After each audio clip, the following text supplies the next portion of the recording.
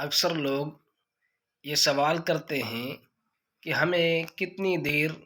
عبادت کرنی چاہیے، گھنٹہ، 2 گھنٹہ، 4 گھنٹہ یا ساری رات؟ تو میرا بھائی، اس میں وقت کی کوئی قید نہیں ہے کہ انسان نے کتنی دیر عبادت کرنی ہے۔ اصل تو یہ ہے کہ انسان اپنی ہمت کے مطابق جتنا ہو سکے توبہ استغفار کرے، نوافل پڑھے، تلاوت کرے، ذکر و اذکار کرے اور گڑ گڑا کر جو ہے کہ اللہ تبارک و تعالیٰ سے جو ہے کہ دعا مانگے اپنے گناہوں کی، اور جو انسان سے کمی کوتاہی ہے اس کو درگزر کرنے کی اللہ تبارک و تعالیٰ سے دعا کرے۔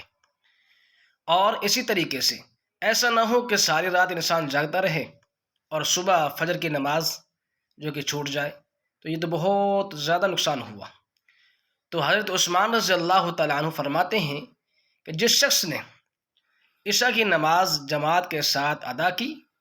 گویا کہ اس نے آدھی رات عبادت کی، اور جس نے فجر کی نماز جماعت کے ساتھ ادا کی، گویا کہ اس نے آدھی رات عبادت کی۔ تو اس طریقے پر عمل کر لیا جائے تو انشاءاللہ العظیم جو ہے کہ اس بابرکت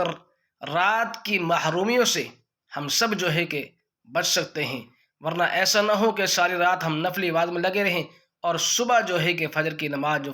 فرض ہے وہ ہم سے چھوٹ جائے۔ تو جو کہا سنا، اللہ پاک ہم سب کو اس پہ عمل کی توفیق عطا فرمائے۔